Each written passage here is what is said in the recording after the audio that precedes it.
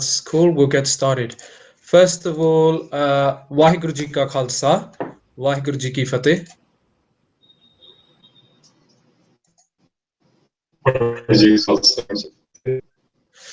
Thank you very much for joining us, Harinder Singh of Sikh Research Institute. You're out at the moment in Punjab, as we know, in preparation of the Sarbat Khalsa that is taking place tomorrow. That's Tuesday, the 10th of November. So you're just actually very, very close to it taking place now. You're about an hour away from the day actually happening. Just before we get into some of the Q&A that we set up this online town hall for, could you just give us a brief overview of what the mahal is like in Punjab at the moment in advance of the Sarbat? Well, I was just sitting in a meeting with the organizers where they were talking about the logistics of the things, and they're already hearing that some of the bus cancellations have been done wherever there were private buses where the people are being told if they bring those, they'll be suspending their licenses of that nature. So, this is a regular tactic which happens there, but I want to actually, because that's fresh on my mind, that's why I'm saying it. But essentially, I think people are going to be showing up. There are already people who are at the site. The larger, even if there's disagreement among the people who are talking about the process, these other things, but the larger agreement has come through and people are supporting it, either in their personal capacities or even in subjectivity capacities.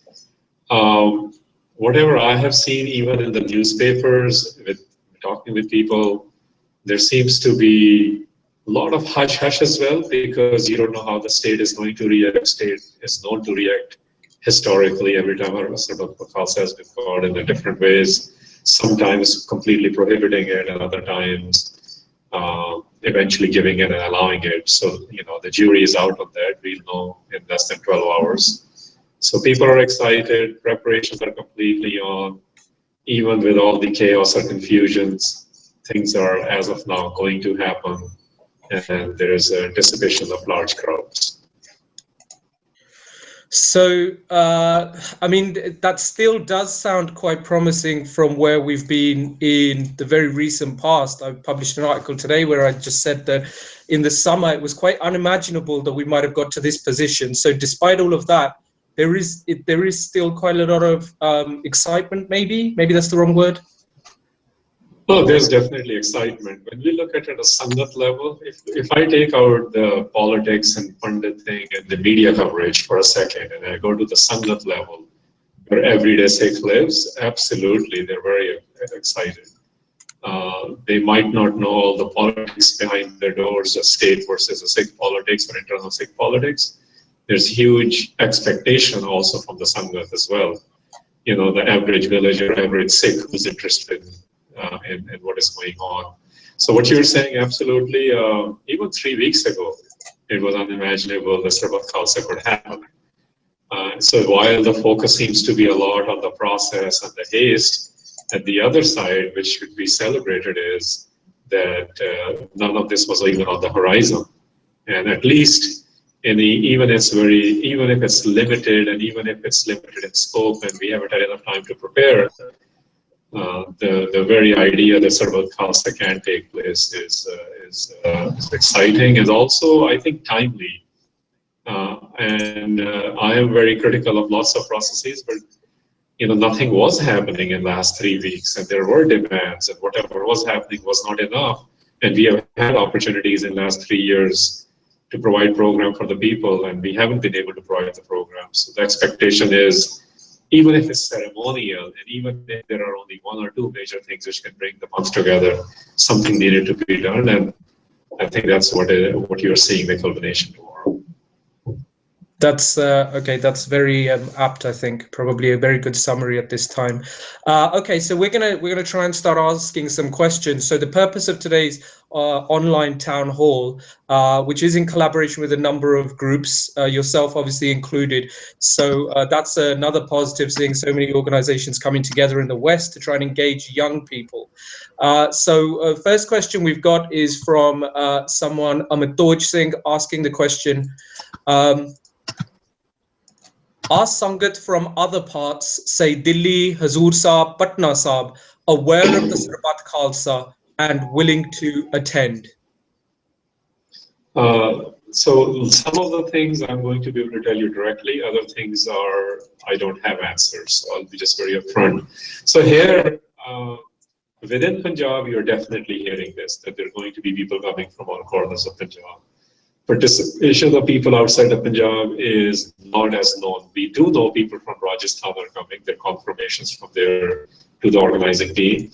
There are confirmations from neighboring states of Haryana, Jammu, as well as Himachal. There are some confirmations from Delhi as well. So those are the things I am aware of. Outside of Punjab, there are several things we are aware of from Australia, from UK, US. I personally met at least 30 people just from US. So there is definitely diaspora Sikhs are showing up outside of India as well. Just as a follow-up question to that, do you think there is, do you think that outside of Punjab there is a similar mahal going on for Sikhs? So particularly, let's say Sikhs in Delhi, and as you say, obviously you can only speak on what you're hearing or seeing, and don't necessarily have the experience of that. But outside of Punjab, do you think there's going to be a lot more enthusiasm for this and people coming forward? So the part we do know is that wherever there's a larger Sikh population and there's an active Sikh politics, I'll call it. So Delhi has an active Sikh politics, but know also that Delhi also has current ruling Akali Party's prominence in the Gurdwara politics as well. So there are lots of. I had conversations, with Mr. Sarda, who's a former Pradhan of the DSGMC. There are conversations again. We don't know if the prominent people are coming. At a Sangat level, yes, some of them are coming. That said, we also know outside of Punjab, the two Takhts are Patna Sahib and Hazur Sahib.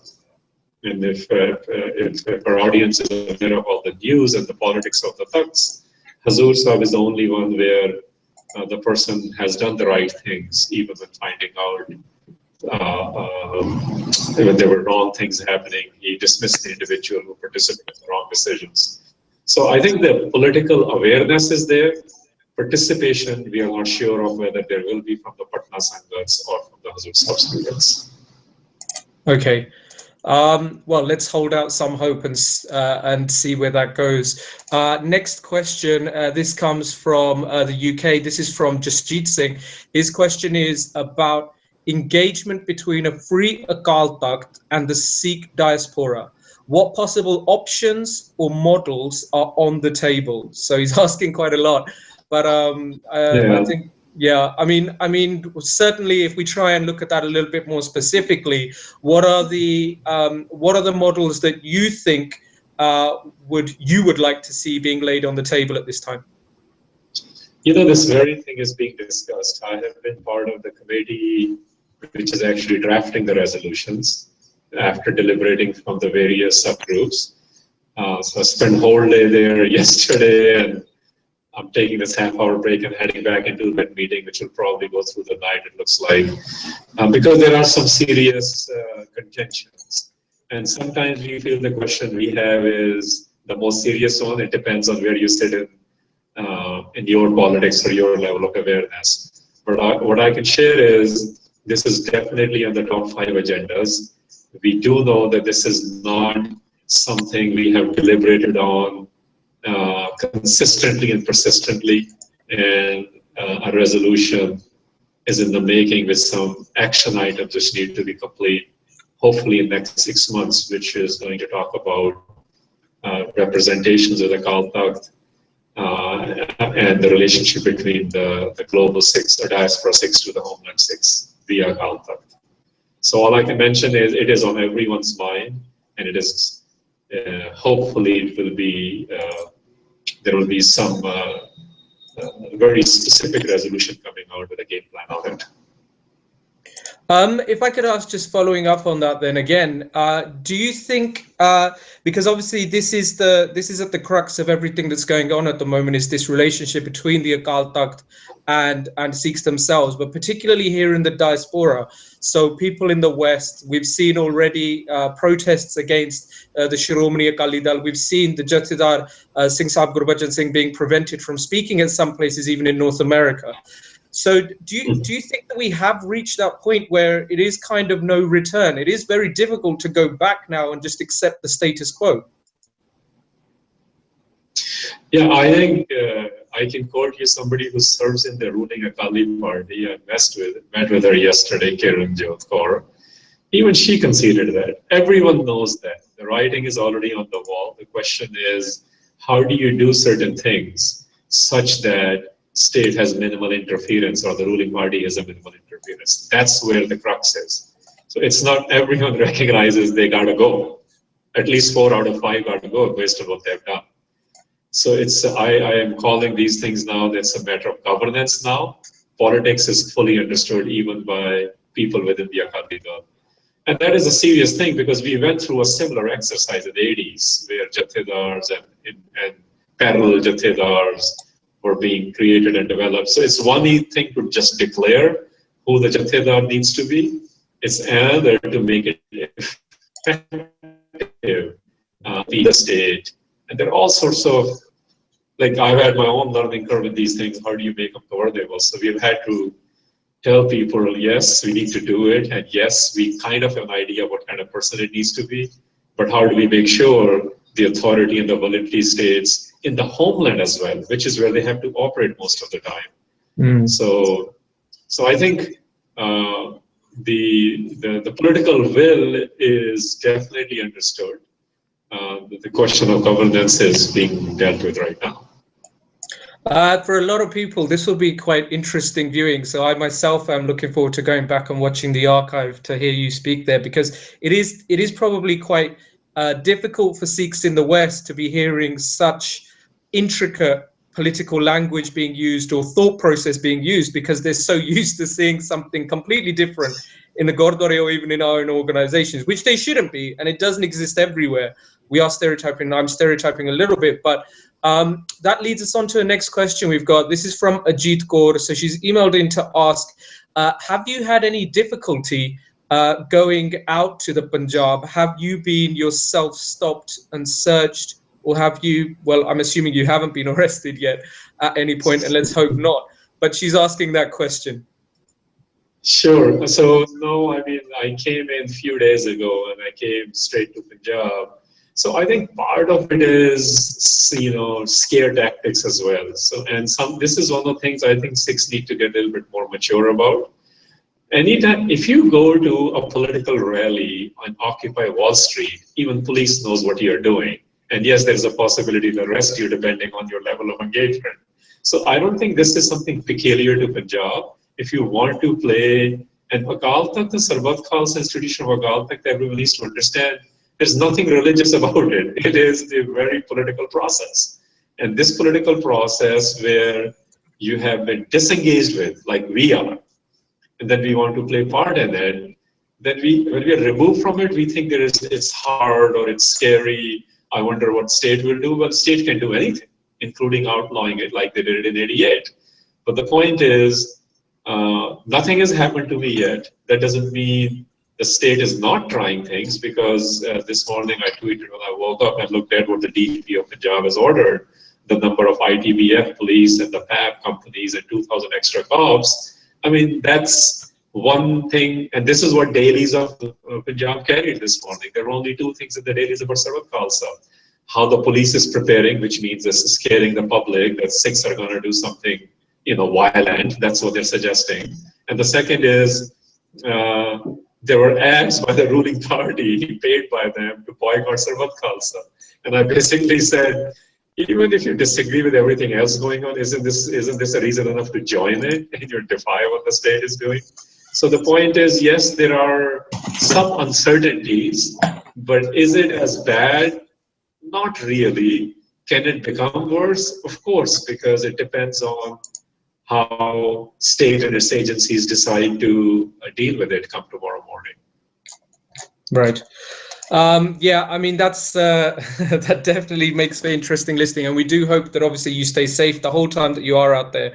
But as you've, I think there's also a spotlight on Punjab at the moment, obviously, that it would be difficult for any to see, you know, the major kind of incursion taking place, but then you can never rule it out. And as you said, paramilitary has been drawn in and things are happening.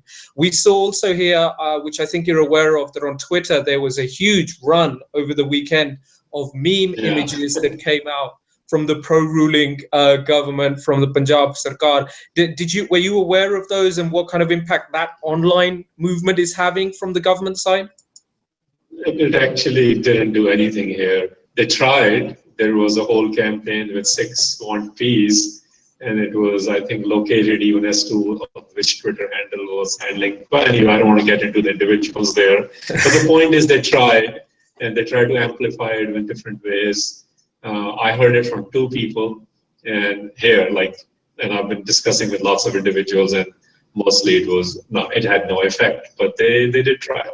So this is part of, I can share with you something else is that, you know, there's so many news articles appearing. Some of them are completely false. Let me give you the latest one, like literally 10 minutes ago. The Panj Pyares about an hour ago gave a statement that those statements are actually, if you look at the Punjabi, the original handwritten Gurmukhi script, what they wrote, it's all about supporting what is happening tomorrow. But then comes the news and how it gets flipped online. And one of the news items says, you know, these guys, the Panj Pyaras, this is how people are talking when I'm sitting in the meeting. Look at these guys now. They are asking us to change the name. That's what the news article is saying.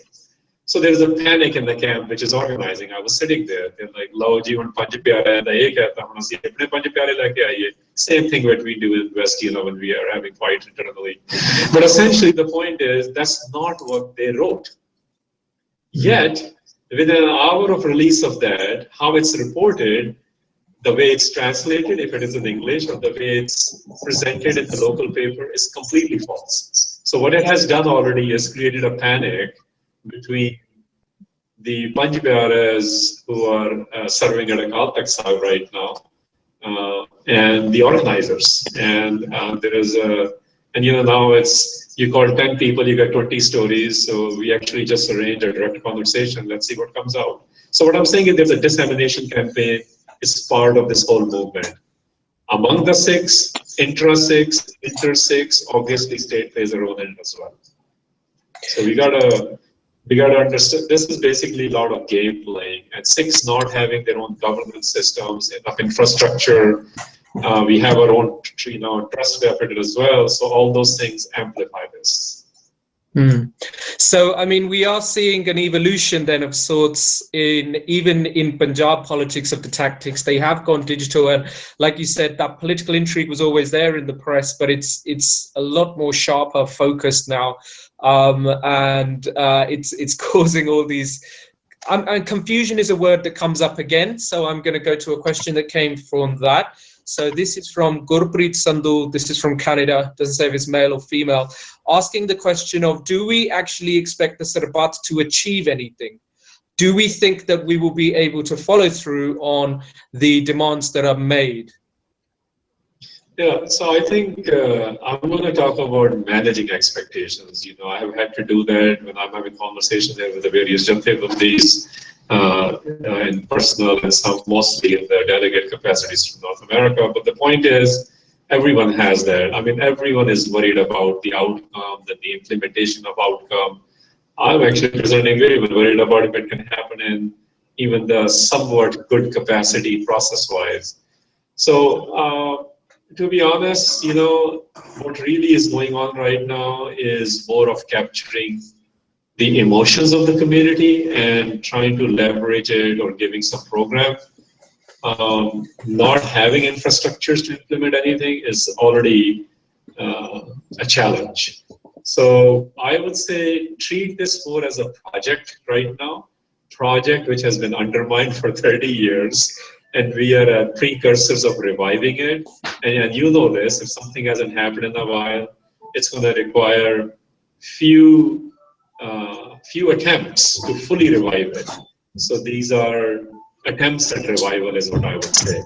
And when there are attempts at revival, this is almost like you're an apprentice, you know, like community is an apprentice, even the organizers, some might be veteran, but the rest of them, we just don't know. A lot of the stuff is just unknown. So I would say even if we come out with one or two good things that we are able to even give us symbolic gestures, I would say even that is good enough. And then we give us some time to really plan these things to make them more governance oriented. I think that was something that drew me into some of the videos that you'd released earlier, and when you spoke at Yuba City, which was that this was an opportunity not to be missed, where you could at least start taking steps, and you weren't necessarily, people shouldn't expect or aim for this to be the perfect and everything else Sarbat, because how could it be? We haven't taken the time, invested the time to make these processes clear. So I guess a question I wanted to ask you on that front was, do you, in your head, or do we in the West, should we have a target that we think is achievable, that we think is going to, is a baseline that we should hope to achieve at this point? So, I mean, we can have, I would say, let's say, in the spirit of Sarbat Khalsa, what we should be doing in the West is figuring out how to use technology to use pollings to create some representation or some trends of what people think, such that when the representatives are sitting in the room, or however, wherever they're sitting, they know the people's opinions. We call that polling. So we can start doing some of this. We need to figure out how to use technology to capture voices. You know, we don't have a monolith. We have a diversity of opinion, from people who are extremely sovereigntist to people who are just want to be spiritually Sikhs, and everything in the middle. And that is the path. But people also need to realize that we are developing what I've been using the phrase here, because that's the phrase they use mostly in India, common minimum program. Essentially, what is the least common denominator? And you work with that first. So I would say this is a time in the West to really think about, and there are organizations doing it. I know Charandeep has been corresponding with me, Charanpreet, from Baltimore, under Revive Sarbat Khalsa. They're trying to figure out some processes. I was asking people in Vancouver through Pipple Labs, they should look into technology usage and how to capture the trends, you know, the voices in the Sikh community, or polling of some sort. So I think that's what West can do right now. I don't think we should expect too much. I want to keep coming back, because we haven't invested in order to produce a good model right now. Now, even if we are able to capture something about Akal Takht and its Jathedars, anything else would be a bonus. Even if this much can be symbolically dealt with tomorrow, I think that would be more than enough. That is definitely more than enough, certainly where I'm coming from. Got another follow-up question that's been asked on Twitter. This is from Harinder Singh Tammi. Who will lead and be responsible for implementation of resolutions? How do we prevent undermining by the machine? So he's following on from that question by saying, how do we prevent undermining by the machine that exists? Well, I think, I don't know, but here is my conjecturing, something I offer for all of you to consider. First thing is, it will be undermined. It will be, and I mentioned that we have parallels of some of that in the 80s. So this is why it's such a hard governance choice as to who are the Jathedars of the month, rather than Jathedars of one political party's head. And it is literally that. In yesterday's conversation, I made it such black and white, and I said, what is the choice to the path? Forget these, you know, the three things you heard about from people they wanted to change. Okay, and I listed on the three. They wanted a different date, a different name, and a different space. I said none of that changes the reality, even if you do all of that. Basic choice is this today. You have Jathedar or Jathedars installed by one individual versus Jathedar who can be appointed And we are saying, please appoint them an interim because we don't have the right processes. An interim means even for a few months, until Visakhi. But again, appointed by, let's say, even 11 schools of thought. And this is the phrase I've been using. If you say there are about 100 schools of thoughts in Sikhi today, diversity of thought, we have had one school, not even one school of thought doing it so far. And even if 10 school of thoughts, if it's 50 schools of thought who come together tomorrow to appoint one, isn't that a great victory? That's like we're 50x already. So, even if it's 10, it's 10x. Right now we are at 1x. And in order for us to go from 1 to 100x, it's going to take time. It's going to require some governance principles. So essentially the short answer is it is going to be very tough to implement any resolution. This is why even if there is 1 or 2 resolutions we are able to implement, this is going to be huge, huge in every aspect. Emotional for sure, which will be captured very quickly, but also practically it will be big if we are able to sustain it for months to come. The questions are coming in all the time now, and I'm especially getting lots of WhatsApp questions for some reason in the UK. Just remind everyone, if you want to ask us a question, you can go over to the Google Plus page, where the Google Hangout is, and ask a question directly on there. We did just tweet that a few minutes ago, so have a look at the tweets. You can also just include the hashtag #AskAbout and then hashtag Sarbat Khalsa 2015. So another question just coming in from Twitter talking about the Akal Takht in absentia based in the West. Does it have to be geographically in Punjab? This is a question that I've heard quite a few people talk about, a Takht in the West. What could you say a little bit about that? Ideologically, it's very clear. One of the sayings is Takht is where the Guru is. We have historically had almost all the Sarbat Khalsas in the confines or the Harinder Singh complex, which includes the Akal Takht area. But this is not a requirement by any means, neither in Sikh Maryada nor in the tradition, historical tradition, I should say. But that's the preferred space. I would like to quote Kapoor Singh here. One of the favorite lines I remember from his article on Golden Temple Complex's theopolitical status is that this whole area of Golden Temple Complex and Darbar Sahib Complex is the birthright of every Sikh. This is not something which we need to seek concessions from the state. Now let me relate this to Ardas. When we say Sri Amritsar Ji the Ishnan, there is no darshan Ishnan there. We have added the word darshan because we don't know how to explain that phrase. Sri Amritsar Ji the Ishnan meant this is a right to access. This is where we assemble. So if they're not going to allow us to assemble here, we have gone to other places and have done it. So Akal Takht needs to be in this area. This place needs to be revived back as a independent, Vatican-like aspirational space, which actually has no state law. And this is why state likes to go there and assure it doesn't happen. This is why even current state said, when it was asked, can we hold them Sarbat Khalsa, they were denied. So this is, we have to understand there's a legal implication here, and Sikhs have always defied the legal implication. But here, because there have been still enough political staging in even last 2 years, people end up showing on Indian TVs. Indian TV never covers much, but they'll always cover Kirpan flashing at a Akal Takht meeting.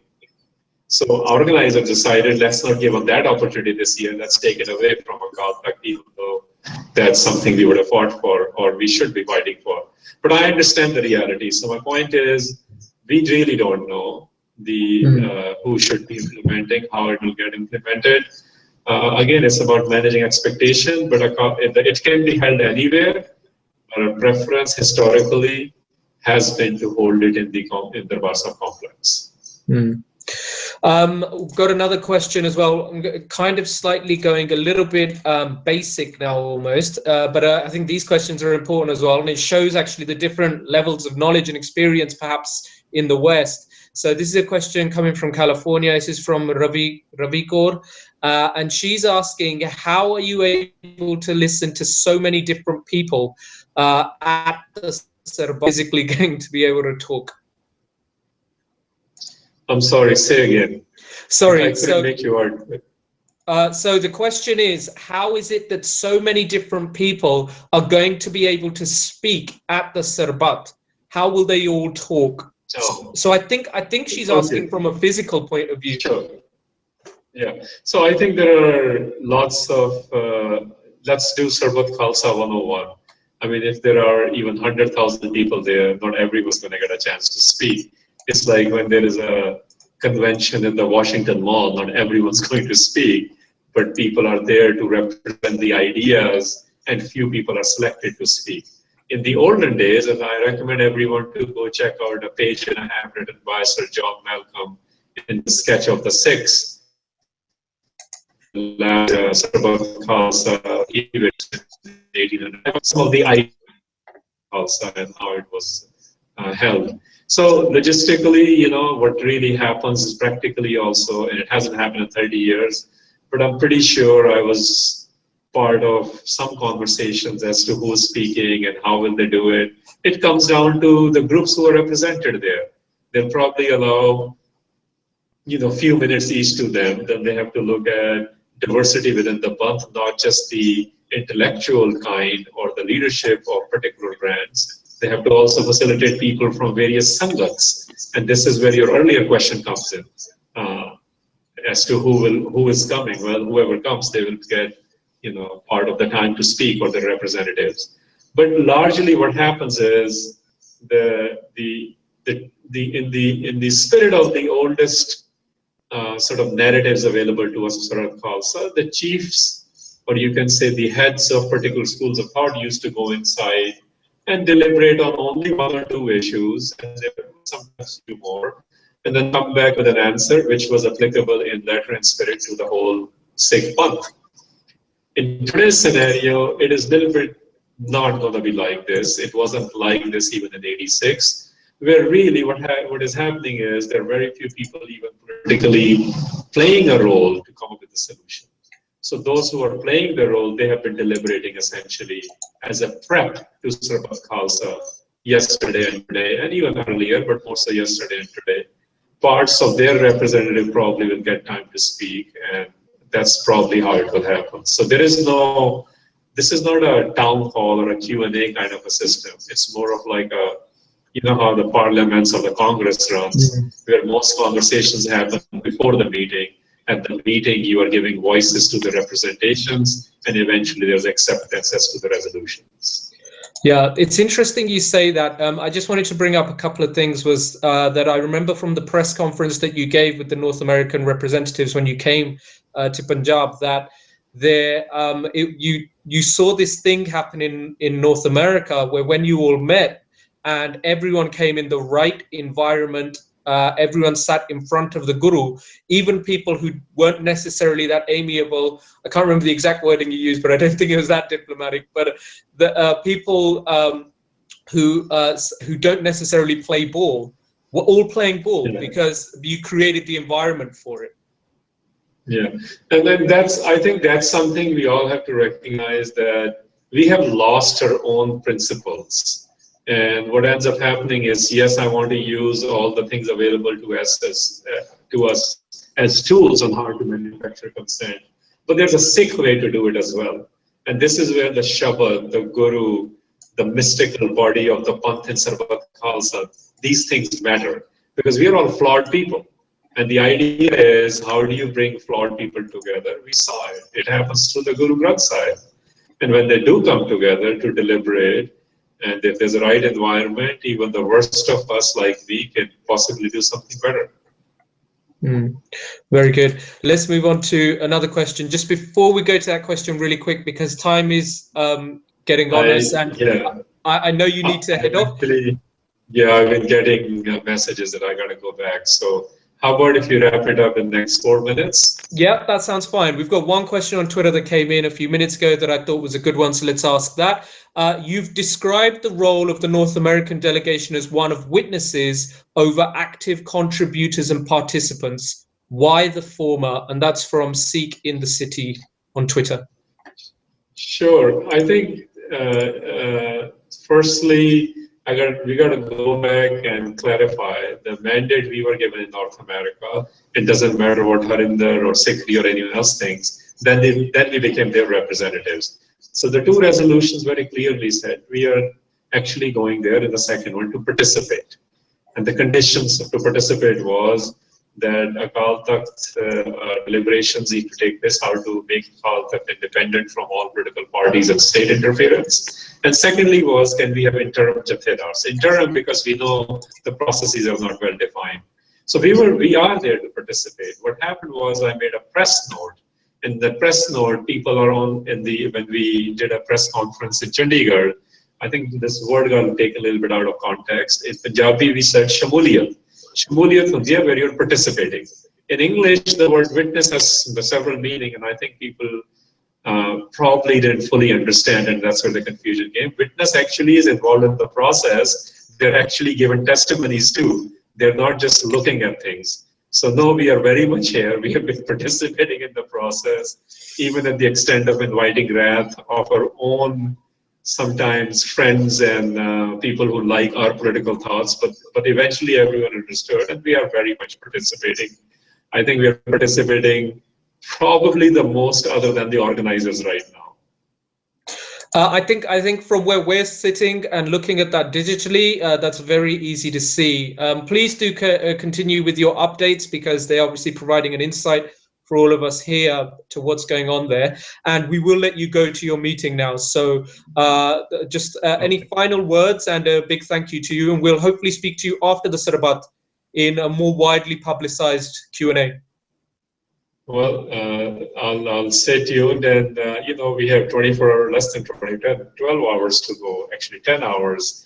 So I think it's exciting times. I've had a lot of learnings. I am excited about the process. The reason I came here was essentially to, this is happening in my lifetime. I want to see what can be done. How can we be a part of this, and to be. But it's been an interesting experience because you learn about your own immaturities and the people participating in this process, their immaturities and how quick we are. So I think it's a learning process. But the good news, again, I want to say is that even though there are so many things working against it, there are, from a state to people within the community who are not fully sure of how to deal with this. The good news still is, I think there are only 1, 2, and maybe 3 organizations I'm aware of, or schools of thought, who have completely spoken against it. Rest have actually come inside the circle, which means they are saying, go ahead, this is Panthic organization, this is Panthic work, but we have our own things, we will participate, we might not participate in decision making, which is great. I think there is a lot of opening which has opened up, which basically means emotionally almost all schools of thought recognize something needs to be done, enough is enough.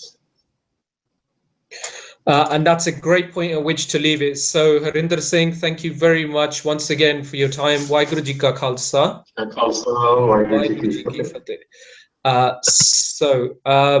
That was Harinder Singh of the Sikh Research Institute, who is out in Punjab at the moment on the ground, as it were, before the Sarbat Khalsa that's about to take place, as he just said, in less than 12 hours time.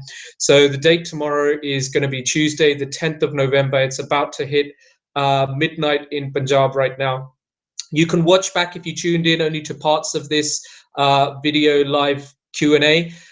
You can watch this back as an archive on the YouTube page, and we will create a link there for that.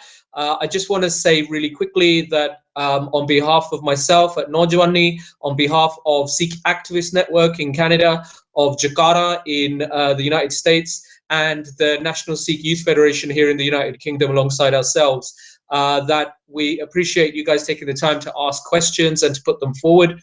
We hope to have another online town hall style Q&A where you will have a lot more interactivity to ask your questions directly on the page, perhaps even call in through Skype or whatnot to get your questions in following the Sarbat. Do give us any feedback that you would like to give in regards to what you've just seen technically and all that kind of side of things. Just drop us a message or put it up on Twitter, and keep those hashtags, hashtag ask about, hashtag Sarbat Khalsa 2015.